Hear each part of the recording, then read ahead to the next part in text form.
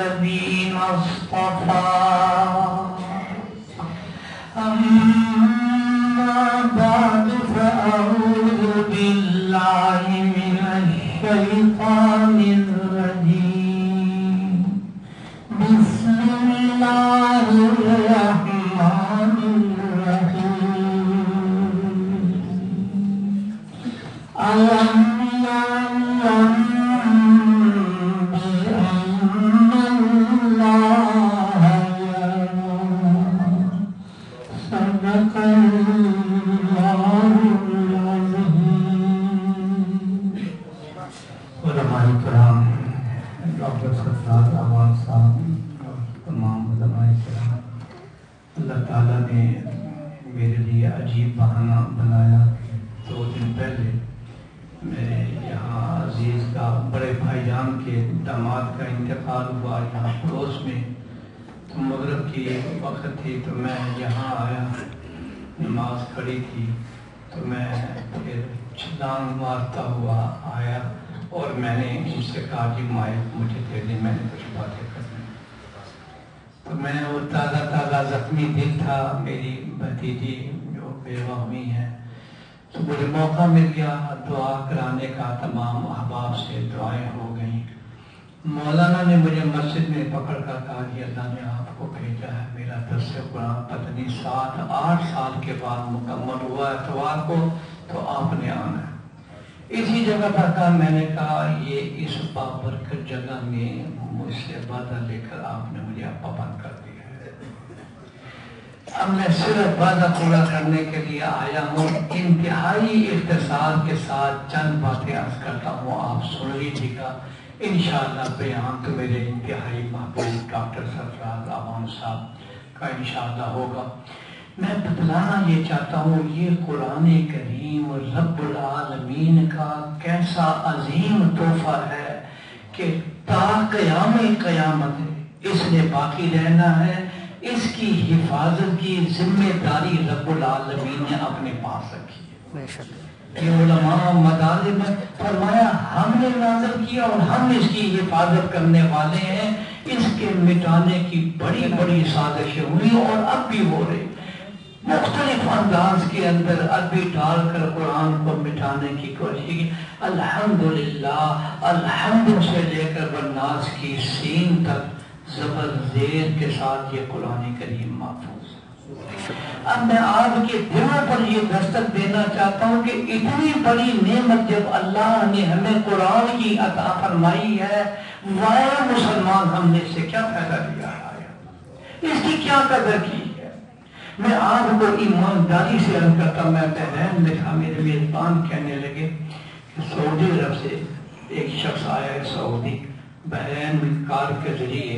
تو بحرین کے گیٹ کے اوپر یہ آیت لکھی ہوئی تھی، الم یعلم بان اللہ یری.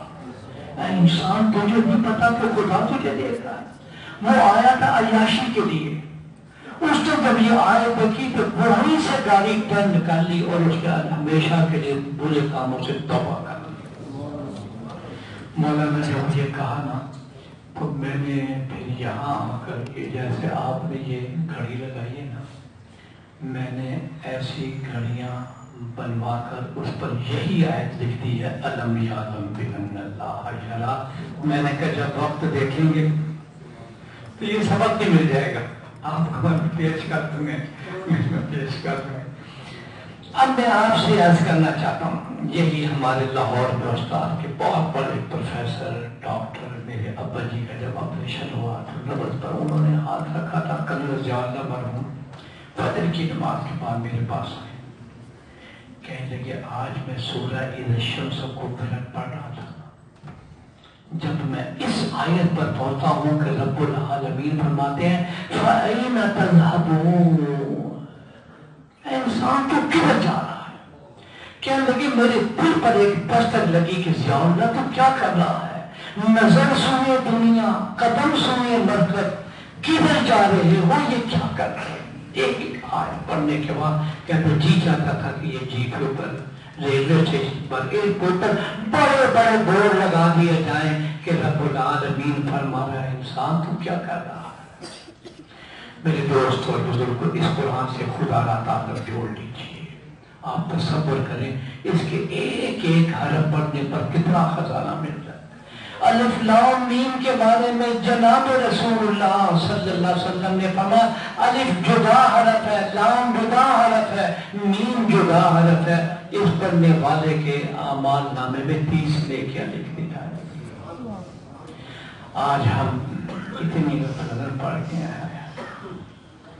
میرے ابا جی بانی جامعہ شفیہ حضرت مفتی محمد حسن پر اللہ مرکز سردار عبدالرب مشتر مرحوم کا اصلاحی تعلق ابا جی سے تھا. ابا جی کے پاس بیٹھے ہوئے تھے. ابا جی کہنے مشتر صاحب آج میں آپ سے ایک سوال کرتا ہوں، جواب دینا. فرمان لگے کہ ایک شخص ریلوے اسٹیشن پر گیا، کراچی سے مہمان آ رہے ہیں. پتہ لگا کہ ٹرین جو ہے گاڑی 1 گھنٹہ لیٹ ہے. اس نے کہا میں گھنٹہ یہی گزارتا ہوں. گھر میں کہنا بھیجا کہ میرا کارپیٹ بھی لے آؤ، صوفہ بھی لے آؤ، ٹیبل بھی لے آؤ، کرسی بھی لاؤ کہ میں نے 1 گھنٹہ یہاں ریلوے اسٹیشن پر گزارنا ہے. ابا جی فرمان جیسا مجھے بتائیں اس بندے کے بارے میں آپ کی کیا رائے؟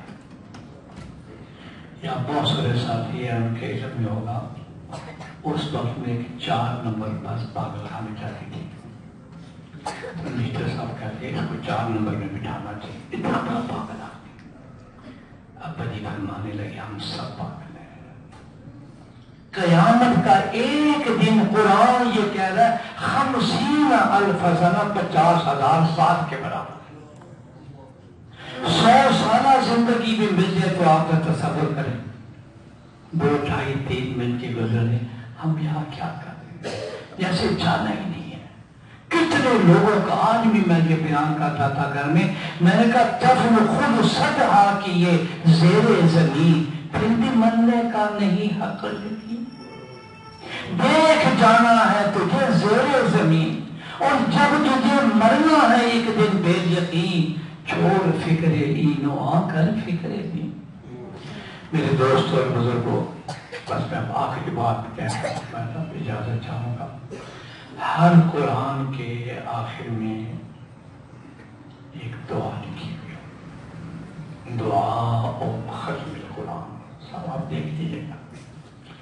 یہ جو آخری صورتیں آپ نے پڑھی ہیں درس قرآن میں سورہ اخلاص، فلق اور ناس، میں بخاری شریف جامع میں پڑھاتا ہوں، اس کے حوالے سے بات کرتا.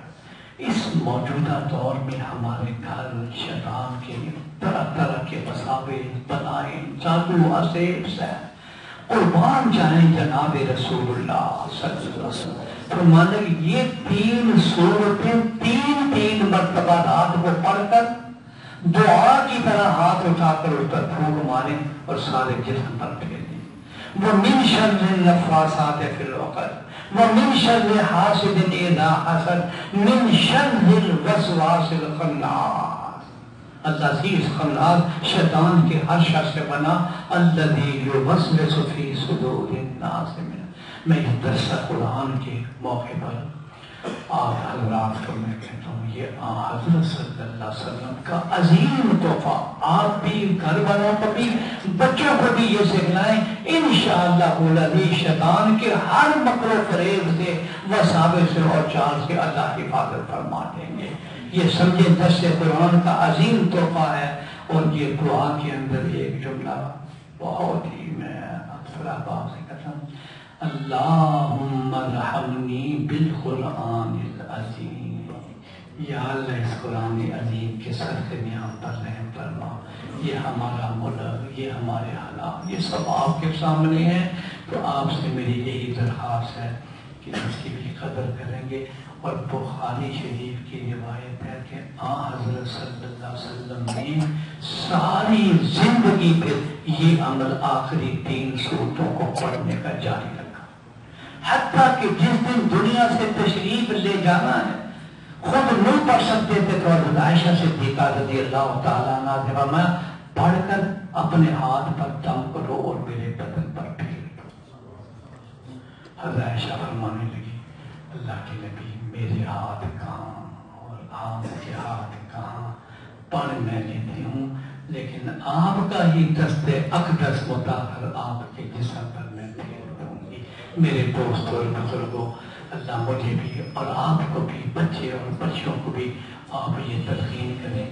یہ عظیم تحفہ ہے جو جناب رسول اللہ صلی اللہ علیہ وسلم نے عطا فرمایا ہے۔ وآخر دعوانا الحمد للہ رب العالمین۔ السلام علیکم